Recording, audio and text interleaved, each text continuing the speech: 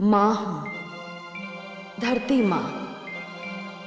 ऋषि श्रेष्ठ विश्वामित्र ने अयोध्या नरेश दशरथ से राम को मांगा तो दशरथ की आंखों तले अंधेरा छा गया। राम में तो उनके प्राण हैं, देह प्राण के बिना कैसे रह पाएगी। दशरथ पिता हैं, केवल पिता, मगर उन्हें यह ज्ञात नहीं कि राम केवल पुत्र नहीं है, वो तो जगत उद्धारक हैं। उनका तो इस धरती पर आगमन ही एक विशेष उद्देश्य से हुआ है और उस उद्देश्य की पूर्ति तक जो भी होगा उसे सबको सहना होगा। दशरथ को भी मैं जानती हूं। आज जो हो रहा है वो तो उस महान कथा का प्रारंभ है जिसे संसार सदैव दोहराता रहेगा। मुनिवर, मैं रघुवंशी हूं। मेरे द्वार से आज तक कोई रिक्त हाथ नहीं लौटा है। आप तो मेरे पूज्य हैं। कहिए, आप मुझसे क्या चाहते हैं? मैं आपके लिए क्या कर सकता हूं? उन राक्षसों के वध के लिए मैं आपसे आपके पुत्र राम को मांगने आया हूं। मुझे राम दे दीजिए।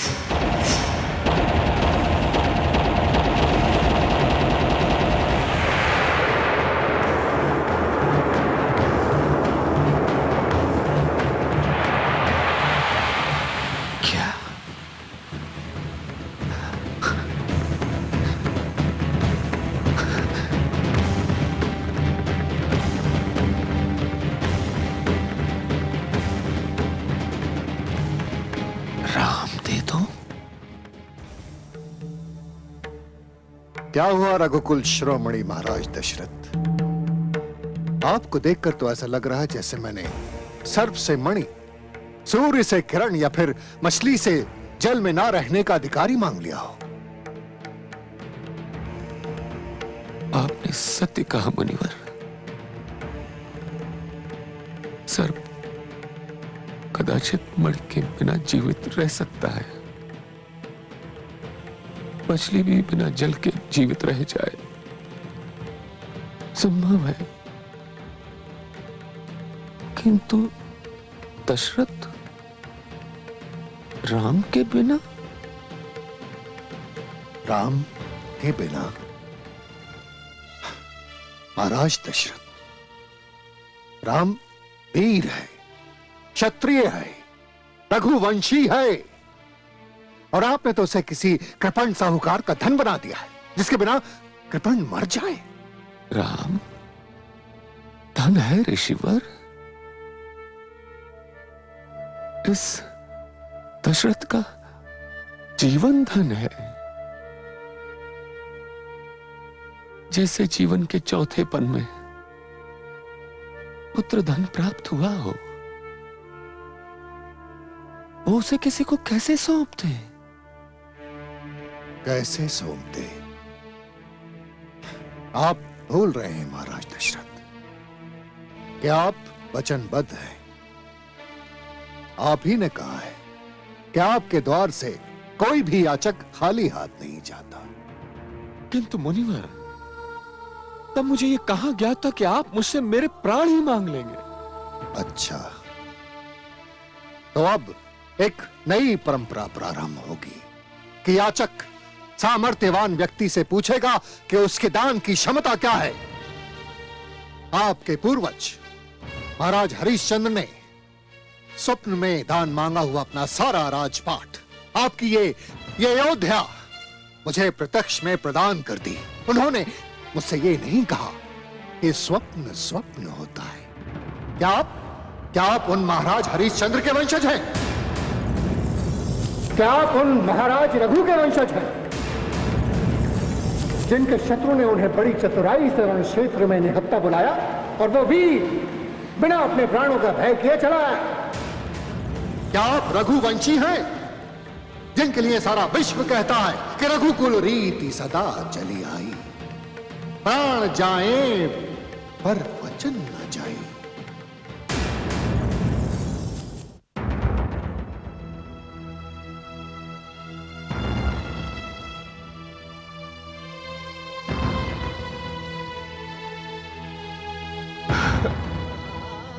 ब्रह्मर्षि,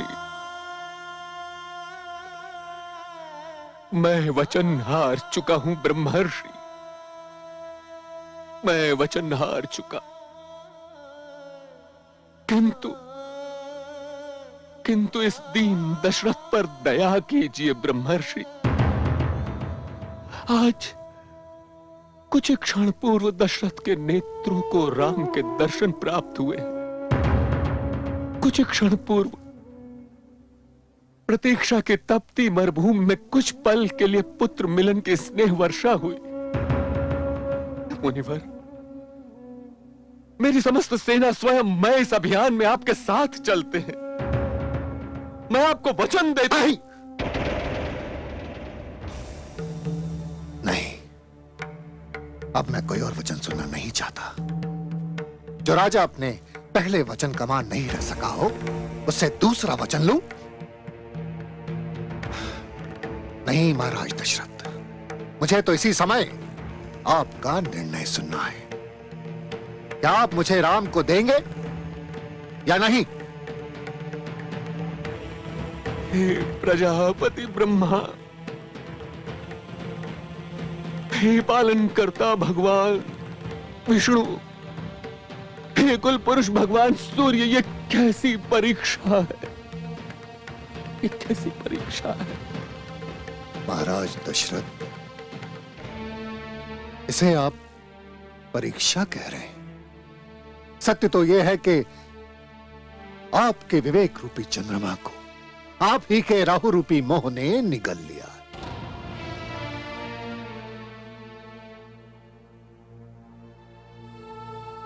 आपने मुझे निराश किया है महाराज दशरथ। जिन राक्षसों के अंत के लिए आश्रम में यज्ञ के द्वारा मैं जो शस्त्रास्त्र बनाना चाहता था, कदाचित वो मेरे भाग्य में नहीं है। क्योंकि ताड़ का सुबाहु और मारीच का वध वही कर सकता है जिसने बाल्यकाल में भी झूठ ना बोला हो, जो बड़ी भुजाओं वाला हो, जो गुरु माता पिता का आज्ञाकारी हो, जो क्षत्रिय हो। और ये सारे के सारे गुण राम में विराजमान है। किंतु आप पुत्र मोह में विवश हैं और मैं उन राक्षसों के आतंक से विवश हूं। चलता हूं अयोध्या नरेश। ठहरिए ब्रह्मर्षि। प्रणाम ब्रह्मर्षि वशिष्ठ। ब्रह्मर्षि, आपकी तो सदैव ही रघुवंश पर बड़ी कृपा दृष्टि रही है और आज आप ही रुष्ट होकर जा रहे हैं। कुलगुरु दशरथ की रक्षा कीजिए, रक्षा कीजिए दशरथ के कुलगुरु। ब्रह्मर्षि विश्वामित्र, क्या सचमुच याचना की कोई मर्यादा नहीं होती? क्यों नहीं होती ऋषि कुल श्रेष्ठ? क्या आपको ऐसा प्रतीत होता है ब्रह्मर्षि कि कोई भी सर्प अपनी मणि को सरलता से दान में दे देगा? और क्या आप ऐसा मान बैठे हैं कि आपके एक बार कहने पर ही कोई मछली जल को त्याग कर मृत्यु को स्वीकार कर लेगी? हे महान विश्वामित्र, क्या आज तक किसी याचक ने किसी दाता से उसके श्वास दान में मांगे हैं? नहीं ब्रह्मर्षि, याचक याचक होता है, हत्यारा नहीं होता। किंतु आप तो मेरी वशता समझते हैं। वर्षों से मैं इन राक्षसों के प्रकोप से, इनके आतंक से भागता फिर रहा हूं, भागता फिर रहा हूं। विश्व कल्याण के लिए, मानवता के कल्याण के लिए जो कुछ करना चाहता हूं, वो बिना श्री राम की सहायता के नहीं कर पाऊंगा। राम मेरी विवशता है। मेरी समस्या का समाधान केवल वही है। ब्रह्मर्षि, वही श्री राम महाराज दशरथ की भी विवशता है, और संयोगवश आपका आगमन ऐसे अवसर पर हुआ है कि जिसने महाराज दशरथ को उलझन के जाल में फंसा दिया है। आपने महाराज दशरथ से राम नहीं, पिता दशरथ से उसके प्राण मांग लिए हैं। अन्यथा रघुवंश कभी अपनी परंपरा के निर्वाह से चूका है? कुलगुरु, ब्रह्मर्षि से मैं भी तो यही निवेदन कर रहा था।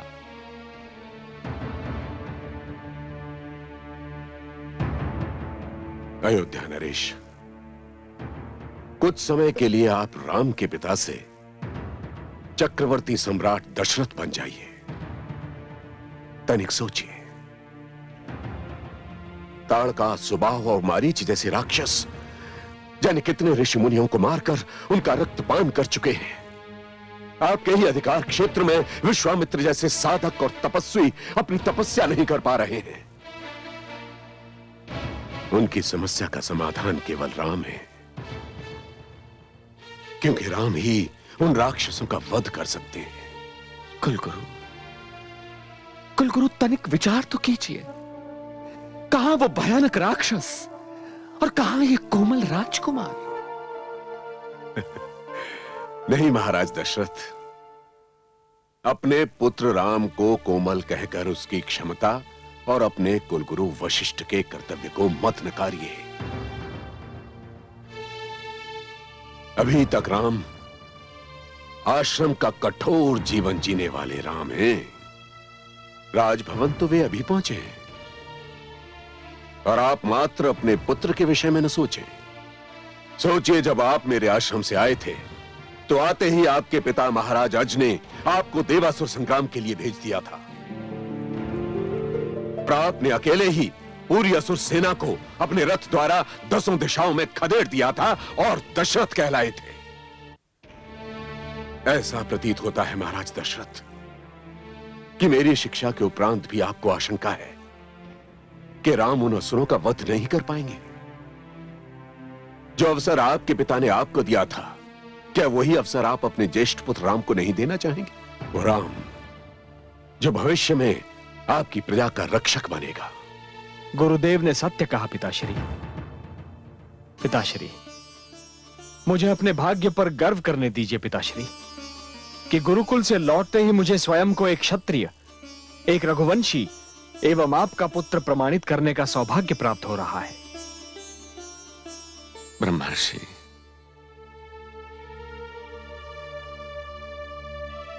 ब्रह्मर्षि मुझे क्षमा कर दीजिए। आपने सत्य कहा था कि मेरे विवेक पर मेरे मोह रूपी राहु ने ग्रहण लगा दिया, किंतु अब वो ग्रहण हट चुका है।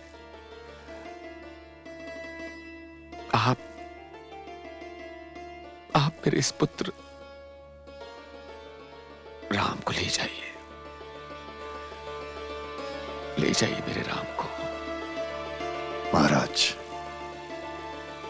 धन्यवाद। ब्रह्मर्षि, आयुष्मान भव। महाराज को आने में जैसे ही विलंब हुआ, हम सब ने यही निर्णय लिया कि हम यहीं आपके दर्शन करेंगे, क्योंकि महामंत्री सुमंत ने कहा था कि आप यहां रात्रि विश्राम भी नहीं कर सकते। हाँ महारानी, मैं आप सबसे क्षमा चाहता हूं कि आपके इस पूर्ण चंद्र को अपने साथ ऐसे अवसर पर लिए जा रहा हूं जबकि वर्षों बाद आपकी ममता के आकाश पर उदित हुआ है। गाधि तनय धनु वेद्या पाए, सीखहु राम चरण सिर नाए। धन्य करहु मोहि मुनिवर ज्ञानी, एवमस्तु बोले मुनि मानी। एवमस्तु बोले मुनि मानी।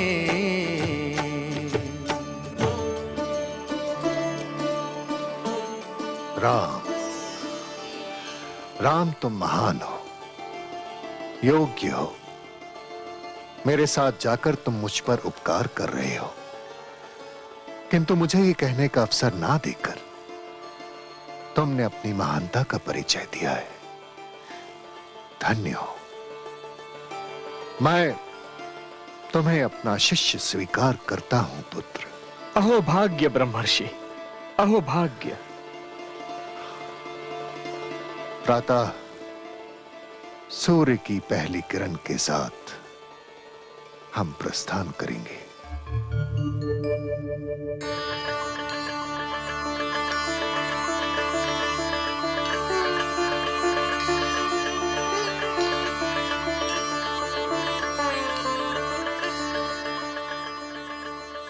कौन?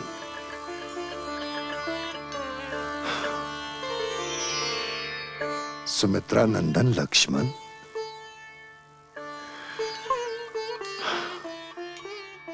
तुम्हें सारी सिद्धियां प्राप्त हों वत्स। ब्रह्मर्षि, मेरे जीवन की एकमात्र सिद्धि प्राप्ति भ्राता श्री राम के साथ उनकी छाया बनकर चलना है। बड़ी सुंदर बात है। अनुज हो तो ऐसा जो ज्येष्ठ भ्राता के पीछे पीछे चले, उनके मार्ग का अनुसरण करे। मैंने आज तक यही किया है। मैंने कल ही गुरुदेव वशिष्ठ को गुरु दक्षिणा में यही वचन दिया है कि मैं भ्राता श्री राम के साथ उसी प्रकार रहूंगा जिस प्रकार शरीर के साथ छाया रहती है। पुत्र, तुम्हारा भ्रातृ प्रेम उदाहरण योग्य है। ब्रह्मर्षि, यदि आपने मुझ पर कृपा दृष्टि नहीं की तो मेरा संकल्प टूट जाएगा, मेरा व्रत समाप्त हो जाएगा। ऋषि श्रेष्ठ। सुमित्रा नंदन, मैं तो किसी भी प्रकार से तुम दोनों भ्राताओं के बीच में नहीं आ रहा हूं। ऋषि श्रेष्ठ, आप मेरे भ्राता श्री राम को अपने साथ वन में लिए जा रहे हैं। जब तक आप मुझे भी अपने साथ आने का आदेश नहीं देंगे, मेरे भ्राता अपने साथ मुझे नहीं ले जाएंगे। वत्स, ऋषि श्रेष्ठ, आपने पिताश्री से केवल मेरे भ्राता को मांगकर मेरे संकल्प को संकट में डाल दिया है। मेरे वचन की रक्षा करें ऋषि श्रेष्ठ, मेरे संकल्प की रक्षा करें। उठो, उठो वत्स। तुम भाइयों का स्नेह देखकर हृदय प्रसन्नता से भर गया है। मैं तुम्हें अपने साथ ले तो चलूं, किंतु मैं धर्म संकट में हूं। तुम्हें तो महाराज अपनी माताएं एवं स्वयं राम से अनुमति लेनी होगी। मैं उन्हीं से अनुमति लेकर, उन्हीं के कहने पर आपसे विनती करने आया हूं। धन्य हो पुत्र। कदाचित ईश्वर की भी यही इच्छा है। जाओ, अपने चलने की व्यवस्था कर लो सुमित्रा नंदन। ब्रह्मर्षि, ब्रह्मर्षि, आपका ये उपकार सदैव ऋण की भांति रहेगा। तेजस्वी भव।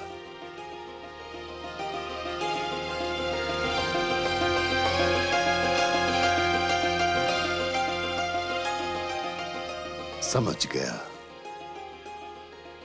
आदि प्रजापति ब्रह्मा, आपका संकेत समझ गया। लगता है राम और लक्ष्मण के हाथों ही उन राक्षसों का संहार होगा।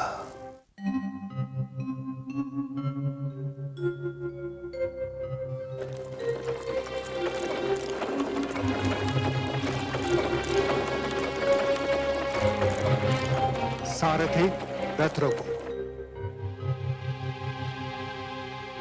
हे राम, ये वन देख रहे हो? ये वन जो कभी ऋषियों का मनपसंद स्थान और मानव संस्कृति के उत्कर्ष का सबसे बड़ा गढ़ था, आज एक ऐसे स्थान में परिवर्तित हो चुका है जहां असभ्यता और दानवता की सीमा प्रारंभ होती है। यहां नित्य दिन मानवता दम तोड़ती है। यही वो निर्दयी राक्षसी ताड़का रहती है जो शांति प्रिय ऋषियों को आतंकित करती है। हे राम, वो नरभक्षिणी ऋषियों को मारकर उनका हाड़ मांस भोजन के रूप में उपयोग करती है। उस मायाविनी राक्षसी का अंत नितांत आवश्यक है राम। आपकी आज्ञा सिर माथे पर। किंतु हे ऋषिवर, ताड़का राक्षसी होने के साथ ही एक स्त्री भी है और मुझे एक स्त्री के विरुद्ध शस्त्र उठाते संकोच हो रहा है। मुझे यह सिखाया गया है कि स्त्री अवध्य है, स्त्री का वध अनुचित है। धन्य हो पुत्र, मुझे तुम्हारे मुख से ऐसे ही बोल सुनने की आशा थी। मुझे विश्वास था कि तुम ऐसा ही कहोगे। शिष्य, स्त्री वो है जो ममता, करुणा और दया की मूर्ति है। यही स्त्री की परिभाषा है। किंतु ताड़का स्त्री के नाम पर एक कलंक है। वो निर्मम है, क्रूर है, नरभक्षिणी है। उसे स्त्री कहना स्त्रीत्व का अपमान करना होगा पुत्र।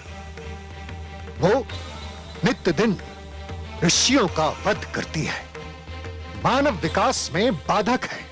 उसका अंत मानव रक्षा की ओर पहला पग सिद्ध होगा। गूंज रही है गर्जना, शांति हो गए भंग। त्राही माम की ध्वनि सुनी, भड़के प्रभु के अंग। असुरों के संहार की मन में ली जब ठान, संकट में पड़ जाएंगे अब दुष्टों के प्राण, अब दुष्टों के प्राण। जीव ज्ञान ब्रह्म ज्ञान अथ श्री विष्णु पुराण।